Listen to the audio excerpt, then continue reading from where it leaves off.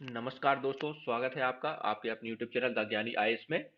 अगर आप हमारे चैनल पर पहली बार आए हैं तो वीडियो को लाइक करिए, शेयर करिए, सब्सक्राइब करिए चैनल को और कमेंट के थ्रू अपना वैल्यूएबल फीडबैक हमें जरूर दीजिए कि हमें क्या इम्प्रूव करना चाहिए, जिससे हम अपकमिंग लेक्चर्स में आपके लिए और अच्छे वीडियो लेकर आ सकें।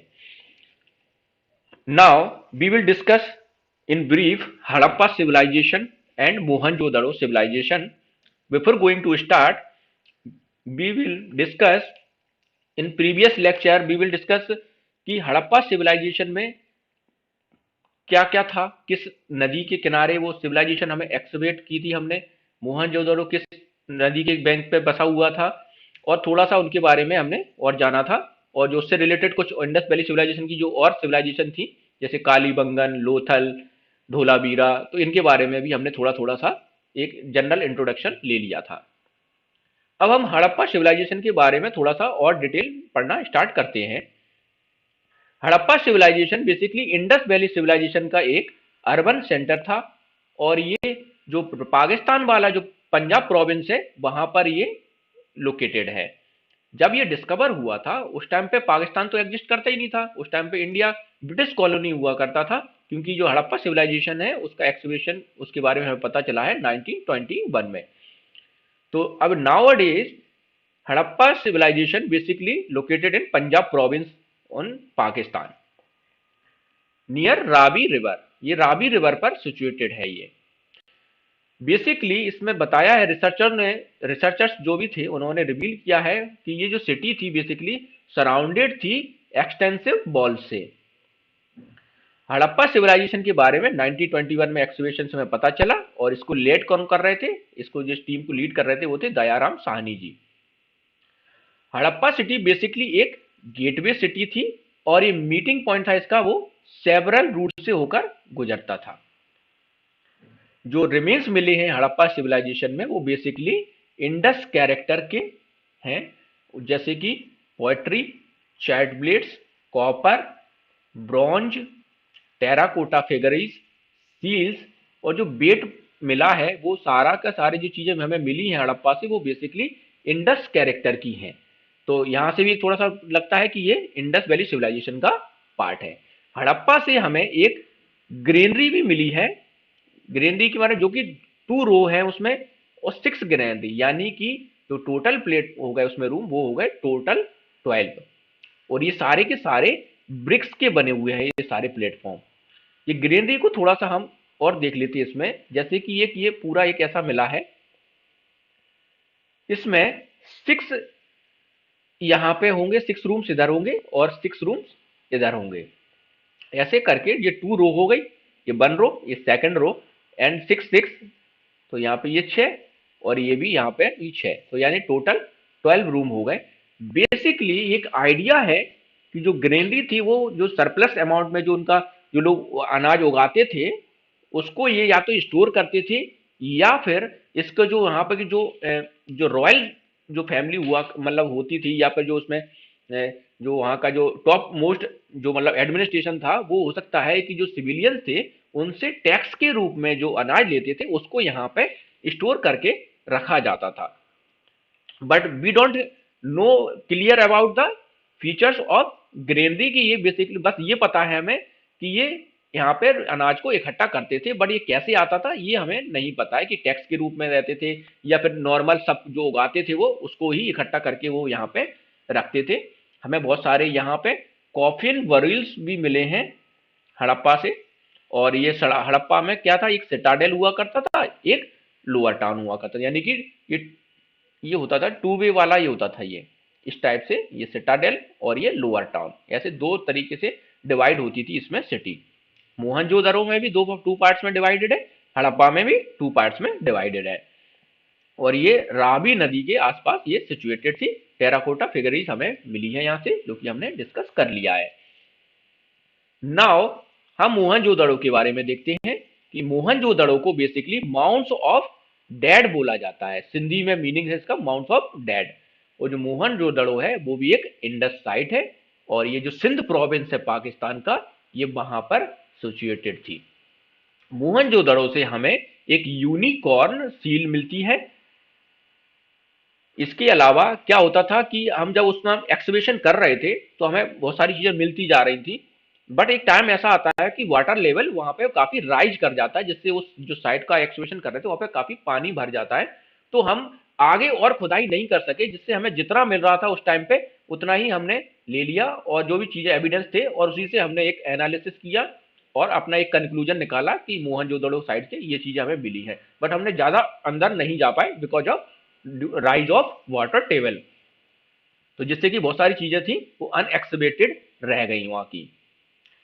मोहनजोदड़ो में टू माउंट्स थे, मैंने बताया ना, जैसे हड़प्पा और मोहनजोदड़ो दोनों में टू माउंट थे। जो वेस्टर्न माउंट था वो बेसिकली 200 बाय 400 मीटर का हुआ करता था, और जो लोअर जो नेक्स्ट था वो था 400 बाय 800 मीटर का। मोहनजोदड़ो से हमें एक ग्रेट बात भी मिला है। ग्रेट बात की बेसिकली हम इसका फीचर्स देख लेते हैं, ग्रेट बात की क्या क्या फीचर्स थे। तो उसमें जो लेंथ थी ग्रेट बात की वो basically 11.88 meter, width 7.01 meter and depth 2.042 metre.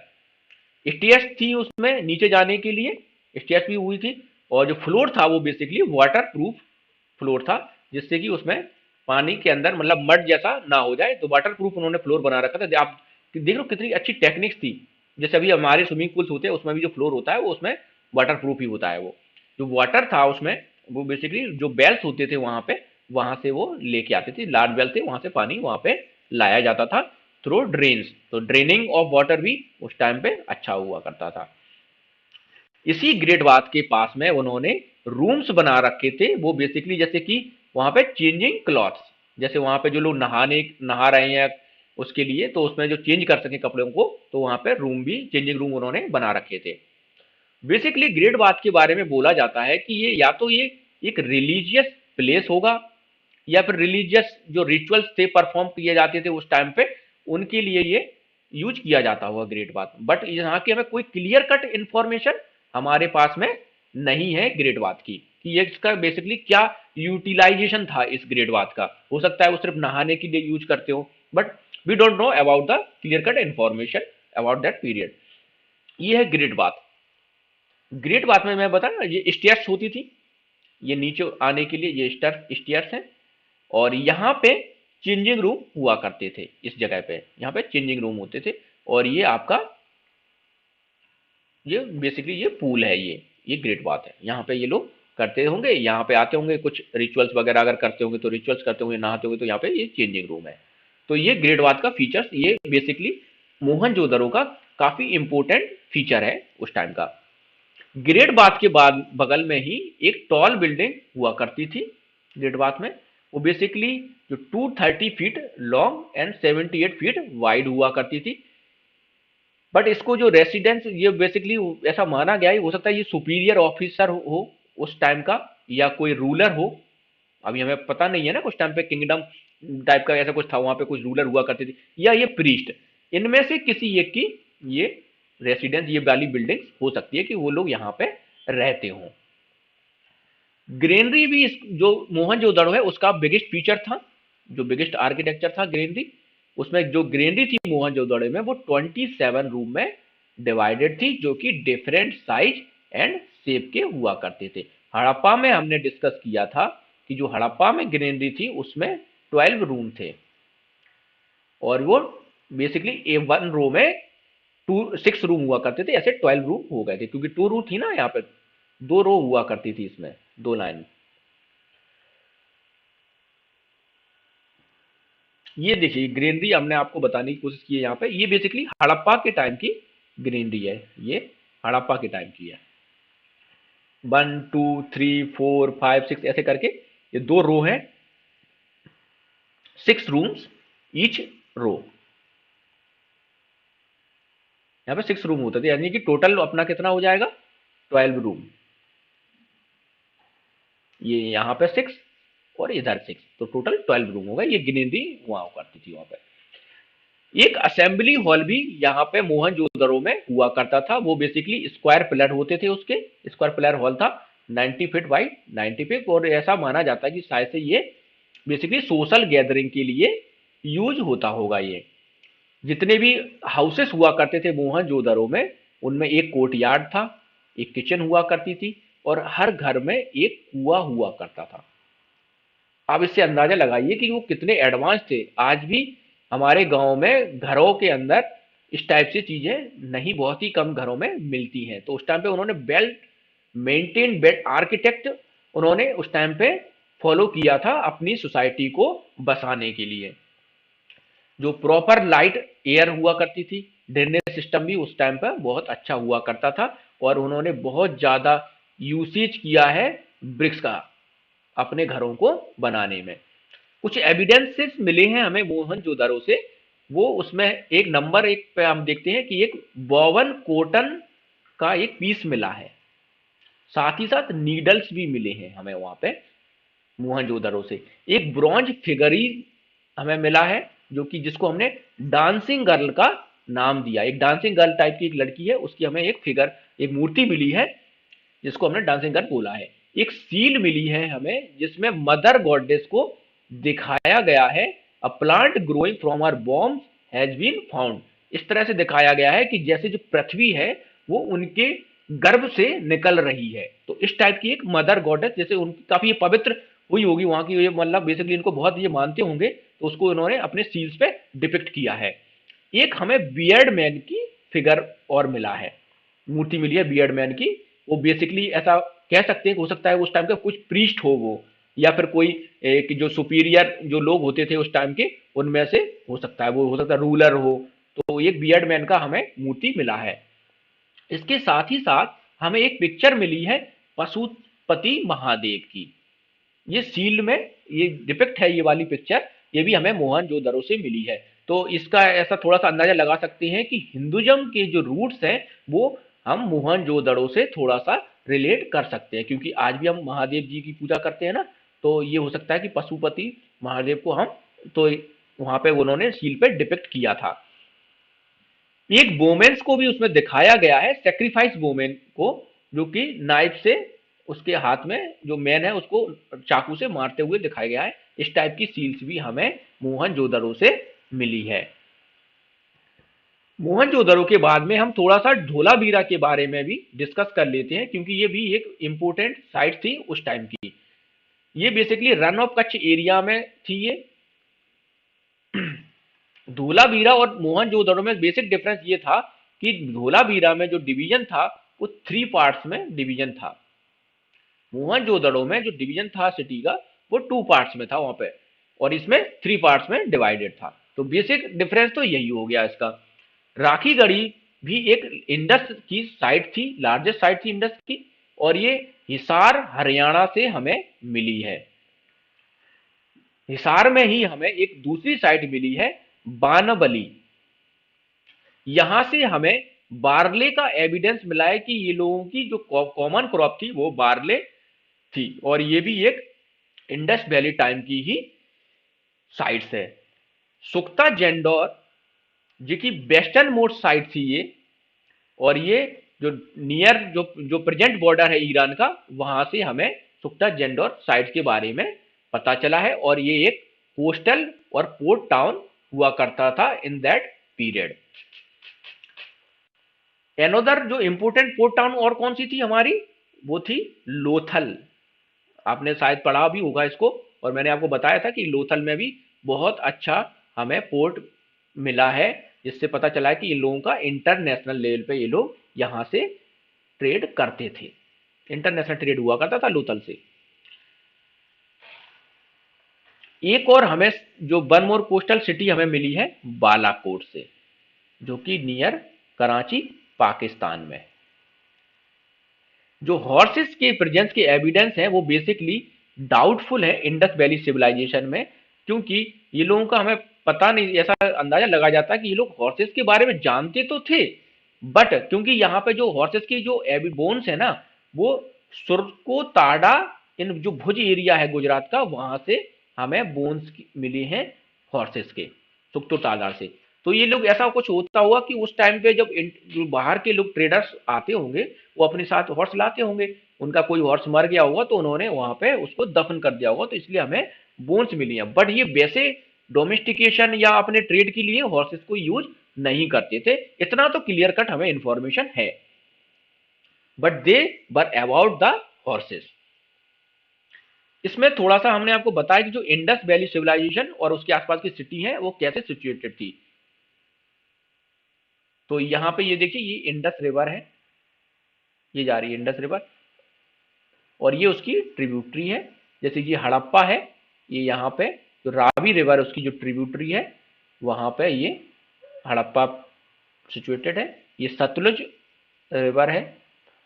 ये कालीबंगन हमें यहाँ पे ये दिख रही है, कालीबंगन काफी इंपोर्टेंट साइट है। और कोट दीजी, इसके बारे में भी हमने पढ़ा था। चन्हू दारो, इसके बारे में भी हमने पढ़ा था। ये देख रहे हो, सारी की सारी जितनी अच्छी सिटी हैं जो उस टाइम की सिविलाइजेशन की, वो यहीं आसपास नदियों के किनारे बसे हुए और इंडस के आसपास बसी, इसलिए इसको इंडस वैली सिविलाइजेशन कहते हैं कि या तो इंडस रिवर या उसकी कुछ ट्रिब्यूटरी, वहां पे वो लोग सारी सिटी डेवलप हुई थी। जैसे मोहनजोदारो, देखो ये मोहनजोदारो बसी हुई है ना। तो यहां से हमने थोड़ा सा ये सुक्ता जंडौर, ये देखो सुक्ता जंडौर, ये ईरान बॉर्डर के पास में ये सुक्ता जंडौर है। लोथल, लोथल के बारे में हम देख लेते हैं थोड़ा सा। ये है लोथल, गुजरात में, है ना। तो यहां से हमें थोड़ा सा एक आइडिया मिल जाता है कि बेसिकली कौन सी सिटी का डेवलपमेंट किस नदी के आसपास और किस एरिया में हो रहा था। नेक्स्ट हम बढ़ते हैं कालीबंगन साइट्स पे। जो कालीबंगन साइट है वो हनुमानगढ़ डिस्ट्रिक्ट है राजस्थान का, वहां पे हमें इसके बारे में पता चला है। और इसके एविडेंस जो हमें मिले उससे पता चलता है कि जो कालीबंगन साइट है वो प्री हड़प्पन और हड़प्पन सिविलाइजेशन दोनों में ही रही है। यहां से कुछ हिस्टोरियन है, उन्होंने प्लॉयड प्लंग फील्ड और बोन्स ऑफ कैमल्स को यहां से एक्सबेट किया है। तो कालीबंगन का इंपोर्टेंट फीचर और क्या क्या हो गया कि यहां से बोन्स ऑफ कैमल मिली है हमें, और प्लॉयड फील्ड हमें यहां से मिला है। तो पेसोलियर टाइप का जो टाइप है सर्कुलर और रेक्टेंगुलर ग्रेप्स, जो ग्रेप्स थी इसकी जो रेक्टेंगुलर और सर्कुलर टाइप की, वो भी हमें कालीबंगन से मिली है, जो कि एक इसका इंपोर्टेंट फीचर हो गया इस साइट्स का। अगर अपन टाउन की प्लानिंग के हिसाब से अगर डिस्कस करें तो ये कोई ज्यादा डेवलप नहीं थी, जैसी कि हमारी मोहनजोदड़ो और हड़प्पा की साइट्स हुआ करती थी। तो उतना डेवलप ये नहीं थी, क्योंकि यहाँ पे जो यूज किया जा रहा था जो वो बेसिकली मड ब्रिक्स को ये लोग यूज कर रहे थे। यहाँ पे कोई भी बेक्ड ब्रिक्स का यूज नहीं हुआ है। और यहाँ पे जो ड्रेनेज सिस्टम था वो भी ज्यादा अच्छा नहीं था कालीबंगन में। लोथल को भी जो सिटी है वो डिवाइड थी हमारी 6 सेक्शन में, और ईच सेक्शन में एक वाइड प्लेटफॉर्म था जो कि अर्थन ब्रिक्स का बना हुआ था।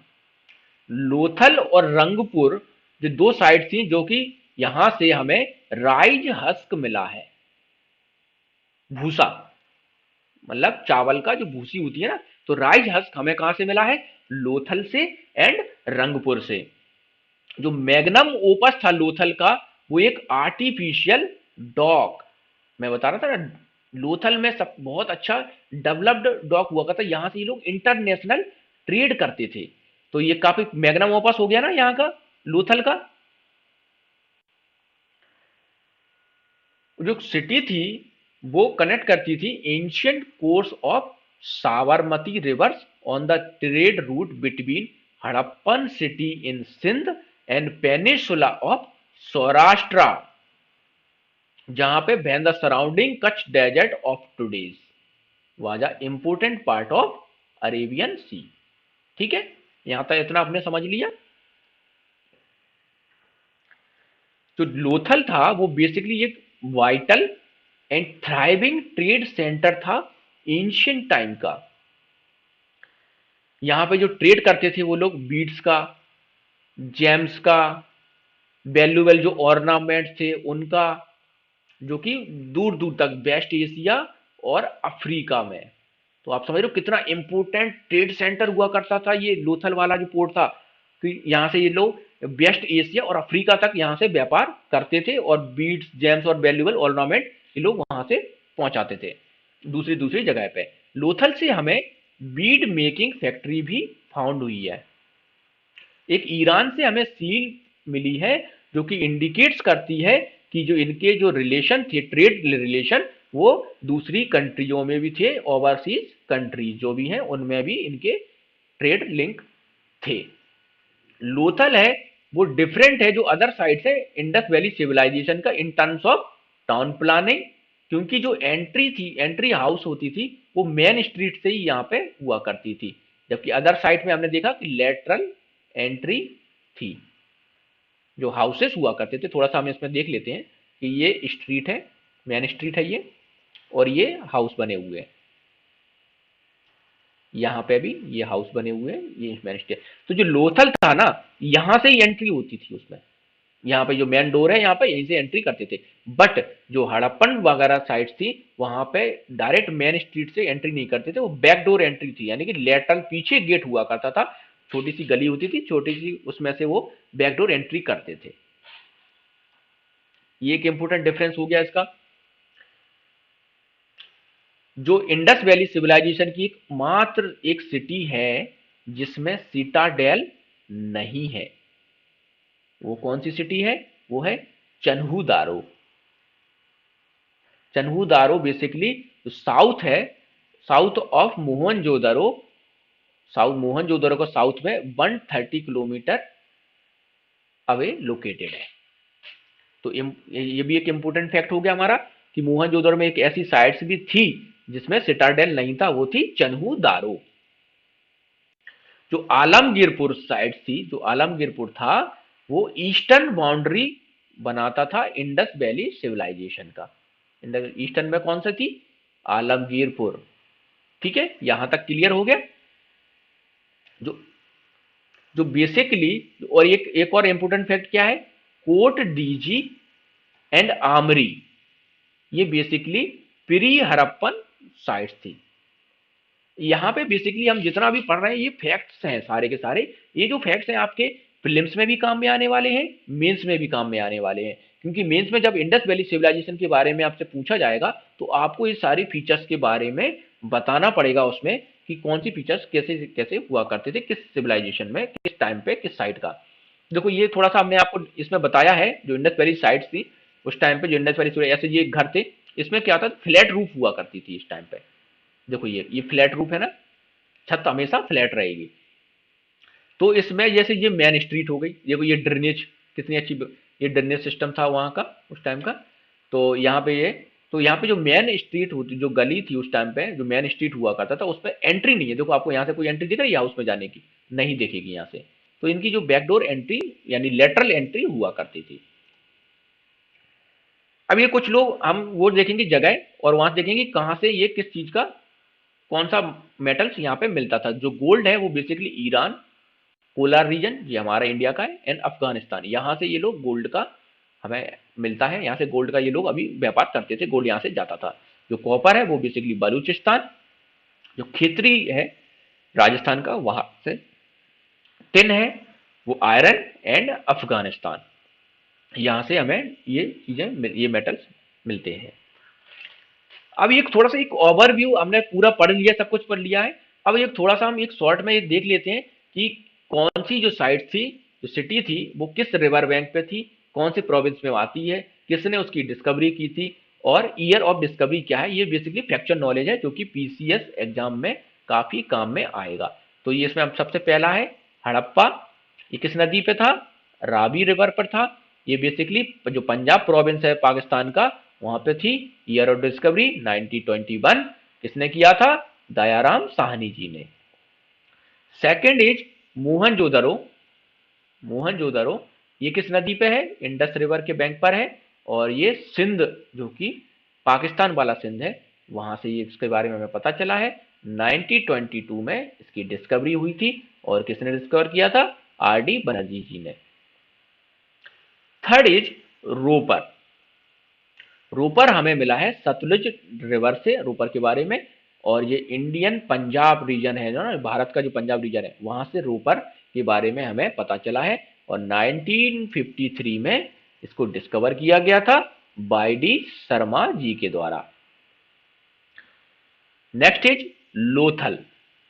लोथल को भुगावा रिवर है, ये वहां से मिला है। ये कहाँ पे है? गुजरात प्रोविंस में हमारा। और ये 1957 में इसको डिस्कवर किया था। किसने किया था?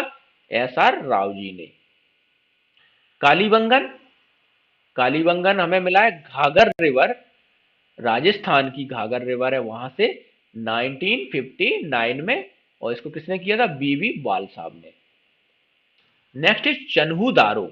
ये सारे फैक्चुअल नॉलेज है, ये आपको थोड़ा सा याद होना चाहिए अगर पीसीएस में, क्योंकि डायरेक्ट पूछ लेते हैं कि ये किस साइड, जो साइड है वो किस रिवर बैंक के पर सिचुएटेड थी, किस प्रोविंस में आती थी, ईयर ऑफ डिस्कवरी क्या है, कौन से आर्कोलॉजिस्ट थे इन्होंने जिन्होंने इसको डिस्कवर किया था। तो ये आपको पता होना चाहिए, फैक्ट है, ये सब चीजें रटने वाली चीजें हैं। ये चीजें आपको यूपीएससी में मुश्किल ही है, ये यूपीएससी में नहीं आता है इस टाइप की चीजें, यूपीएससी फैक्ट को थोड़ा सा अवॉइड करती है। तो चन्हू दारो कहाँ थी? इंडस रिवर पर, सिंध प्रोविंस। 1931 में इसको डिस्कवर किया था। किसने किया था? एम जी मजूमदार जी ने। आलमगीरपुर, आलमगीरपुर हिंडोन, हिंडोन ये कहाँ है? उत्तर प्रदेश। और इसको डिस्कवर किया था 1974 में बाई डी शर्मा जी के। तो बाई डी शर्मा जी ने दो दो जगह डिस्कवर किया था, एक रोपर भी डिस्कवर किया था और ये आलमगीरपुर भी। नेक्स्ट इज सुक्ता जेंडोर, दख्त ये जगह है, वहां से बलूचिस्तान। और इसको डिस्कवर किया था कब? 1931 में ऑरियल स्टेन ने। बानबली, जो कि हिसार वाला बानबली है, जो हग्गर, ये रवि, ये आपकी रिवर है और ये कहाँ है? हरियाणा में। 1974 में इसको डिस्कवर किया था। किसने किया था? आर एस बिष्ट जी ने। नेक्स्ट इज रंगपुर, रंगपुर को ये कहां से डिस्कवर किया था? बहादुर रिवर, गुजरात में। और 1931 में डिस्कवर किया गया था। किसने किया था? एम एस बत्स साहब ने इसको डिस्कवर किया था। ये सारे फैक्ट्स हैं जो इंपोर्टेंट साइट्स हैं, उनको एक मैंने एक टेबल के फॉर्म में आपको यहाँ पे समझा दिया है कि ये किस बैंक पे थी, किस प्रोविंस में थी, ईयर ऑफ डिस्कवरी क्या है और आर्कियोलॉजिस्ट कौन थे जिन्होंने इसको डिस्कवर किया था। हड़प्पा सिविलाइजेशन की जो ट्रेड रिलेशन थे वो basically Mesopotamia, Persian gulf, Afghanistan, south India and Sumerian लोग, यहां तक ये लोग अपना ट्रेड करते थे। जो ट्रेड था वो सी ट्रेड ज्यादा होता था as compare to land trade, क्योंकि पोर्ट इनके पास में बहुत अच्छे थे ना, तो इसलिए सी ट्रेड जो ट्रेड था वो लोग ये ज्यादा करते थे। Dilmun and Makan were two station between Harappa and Mesopotamia. Dilmun and Makan, ठीक है। जब रॉ मटेरियल था वो अगर अवेलेबल नहीं होता था लोकल लेवल पे, एंड जो हड़प्पन पीपल थे वो बेसिकली क्या थे? गुड एग्रीकल्चरलिस्ट थे ये लोग अच्छी खेती करते थे। और जो रॉ मटेरियल कुछ इनके पास में जो अवेलेबल नहीं होता था वो इनको कहाँ से लाते थे? वो बेसिकली लाते थे ट्रेड के थ्रू। ये ट्रेड करते थे इंटरनेशनल लेवल पे, वहां से जो भी रॉ मटेरियल की जरूरत पड़ती थी वो वहां से लेके आते थे, फिर अपने यहाँ वो लोग यूज करते थे। और उससे वो लोग, क्योंकि यहाँ पे जो लग्जीरियस गुड्स थी ना उनकी डिमांड्स बहुत ज्यादा थी हड़प्पा सिविलाइजेशन में, ठीक है। तो यहाँ पे क्या हो रहा था? इमरजेंस हो रहा था inter and intra regional and foreign trade का। जो हड़प्पा था वो बेसिकली सरप्लस था बैलेंस ऑफ ट्रेड में, यानी कि सरप्लस, आप समझते हो ना, सरप्लस का मतलब कि आप एक्सपोर्ट तो ज्यादा कर रहे हो, इंपोर्ट कम कर रहे हो, यानी कि सरप्लस हो आप। तो इनकी इकोनॉमी, सरप्लस आप किसी चीज में रहते हो तो आपकी इकोनॉमी काफी मजबूत होती है, क्योंकि आप सरप्लस अमाउंट पे ट्रेड तो कर रहे हो और बैलेंस ऑफ ट्रेड था ना वो सरप्लस भी है, ठीक है। तो यहां से हमें क्लियर होता है कि जो हड़प्पन सिविलाइजेशन के लोग थे वो बेसिकली इंटरनेशनल ट्रेड करते थे, सी रूट से ज्यादा करते थे। और वैल्यूएबल कुछ जो प्रीशियस जो अमाउंट जो गुड्स थे उनको वो लोग लाते थे वहां पे, जो रॉ मटेरियल वो लाते थे उसको बनाते थे और अपने मार्केट में बेचते थे, क्योंकि लग्जीरियस जो गुड्स थी उसकी डिमांड काफी ज्यादा हुआ करती थी उस टाइम पे। और ये लोग काफी खेती करने में तो बहुत ही ज्यादा एक्सपर्ट हुआ करते थे इस पीरियड के लोग, हड़प्पा सिविलाइजेशन वाले। और इस टाइम पे जो जो ट्रेड करते थे वो बेसिकली बाटर सिस्टम उसमें यूज होता था। बाटर सिस्टम आप समझते हो ना, कि अगर मेरे पास मैंगो है बट मुझे चाहिए कैरेट, गाजर चाहिए मुझे, तो मैं मार्केट में जाऊंगा। अब जिसके पास में कैरेट अवेलेबल होगी तो मैं कहूंगा उसको आप मेरा एक मैंगो का पीस ले लीजिए और आप मुझे 10 पीस कैरेट दे दीजिए। अब यहाँ पे वो अपना जो भी है वो अपना मोल भाव जो भी करेगा और उसके हिसाब से वो लेकर, मतलब एक्सचेंज हो रहा था, मतलब मैंगो के बदले में वो अगर उसको मैंगो चाहिए होगा तो वो एक मैंगो मेरे से ले लेगा और वो 10 कैरेट के पीसेस मेरे को दे देगा। तो ये होता है बार्टर सिस्टम। तो इसमें क्योंकि करेंसी तो थी नहीं उस टाइम पे, तो अपनी चीजों से ही वो आदान प्रदान से व्यापार किया करते थे। तो ट्रेड आइटम्स बेसिकली कौन कौन से थे? प्रीसियस स्टोन्स जैसे Lapis lazuli, agate, jasper. Metals में क्या था? तो gold, copper, tin, silver, pottery, clothes, grains, tools, ये सारी चीजों का वो आप व्यापार करते थे। उस टाइम पे कोई करेंसी नहीं थी तो वो लोग बार्टर सिस्टम यूज करते थे। बार्टर सिस्टम ने समझ लिया कि कैसे होता था बार्टर सिस्टम। जो इंटरनल ट्रेड था वो बेसिकली राजस्थान, कर्नाटका, यहाँ से वो मेटल्स, फूड और रॉ मटेरियल का ट्रेड करते थे। और एक्सटर्नल ट्रेड कहाँ से था? ईरान, इजिप्ट, मेसोपोटामिया, यहाँ से वो लग्जीरियस आइटम का ट्रेड करते थे। यूनिफॉर्म वेट एंड मेजर वो लोग यूज करते थे। ये तो चीज उन्हें बहुत अच्छे से पता थी कैसे यूनिफॉर्म वेट और मेजर करना है। जो बीड मेकिंग फैक्ट्री है वो हमें कहाँ से मिली है? कालीबंगन, चन्हूदारो एंड लोथल। ये तीन साइट्स में से कोई भी आ जाए कि बीड मेकिंग फैक्ट्री यहाँ है तो आपको इसको करना है कि बीड मेकिंग फैक्ट्री हमें कालीबंगन, चन्हूदारो और लोथल से मिली है। इसमें मैंने थोड़ा सा एक बार्टर सिस्टम को दिखाने की कोशिश की है किस तरह से बार्टर सिस्टम होता था। जैसे ये लेडीज है, ये लेडी, ये बुक्स, इसको चाहिए बुक्स चाहिए इस लेडी को, और ये जो भाई साहब होते हैं इनको चाहिए कि बनाना। तो ये लेडीज से बोलती है, ऑफर करती है इसको कि आप मेरे ये बनाना ले ले और आप मुझे ये बुक्स दे दीजिए। तो ये एक्सचेंज हो गया, ये इसको कहते हैं वाटर सिस्टम। जैसे कि ये भाई साहब जा रहे हैं, ये चिकन पीसेस हैं इनके पास में, ये चिकन इनको देंगे और ये जो भी इनके पास में वो इनको ये दे देंगे, तो आपस में एक्सचेंज कर लेंगे। और इसमें भी जितना भी वो अपना मोल भाव है वो कर सकते हैं, बार्गेनिंग हो सकती है इसमें कि मैं आपको 10 बनाना दूंगी तब आप मेरे को एक बुक देना, इस टाइप से वो लोग कर सकते हैं। बट ये करेंसी नहीं थी तो अपना सामान से ही वो लोग व्यापार करते थे, इसी को बोलते हैं वाटर सिस्टम। तो यहाँ तक हमने अभी तक देख लिया है वाटर सिस्टम और इसके जो भी फीचर्स थे, सारी जो भी उसमें साइट्स थी उनके बारे में कि किस साइट से हमें क्या मिला है, क्या क्या फीचर्स हैं उनके। इसमें आगे भी हम डिस्कस करने वाले हैं, जैसे कि हमने बताया डांसिंग गर्ल्स के बारे में, जो डांसिंग गर्ल्स की मूर्ति मिली थी उसके बारे में हम पूरा डिस्कस करेंगे डिटेल कि डांसिंग गर्ल क्या थी। और जो बियर्ड मैन था उसके बारे में हम डिस्कस करेंगे। एक मेल टोर्सो मिला था उसके बारे में हम डिस्कस करेंगे। पशुपति सील के बारे में भी हम डिस्कस करने वाले हैं। जो मदर गॉडेस है उसके बारे में डिस्कस करेंगे। जो स्क्रिप्ट है उनकी, उसके बारे में थोड़ा सा भी जानेंगे, किस टाइप की स्क्रिप्ट थी, कहाँ से कैसे कैसे लिखी जाती थी वो स्क्रिप्ट, बट अभी तो हमने डिकोड नहीं कर पाया उसको। तो ये सब चीज़ें हम नेक्स्ट के लेक्चर जो हम आएगा उसमें हम डिस्कस करने वाले हैं। तो आज के लिए बस इतना ही है। आप हमारे साथ बने रहिए, अपना वैल्यूबल जो फीडबैक है वो भी हमें कमेंट के थ्रू दीजिए और इसी तरह अपना प्यार बनाए रखिए जिससे हम आपके लिए एक अच्छे से अच्छे लेक्चर्स लेके आ सकें जो कि आपकी प्रिपरेशन को और इम्प्रूव हो सके और आप अच्छी जगह पर अपने अपनी जो प्रिपरेशन है उसको ले जा सको। तो आज के लिए बस इतना ही है। Thank you, goodbye, have a nice day.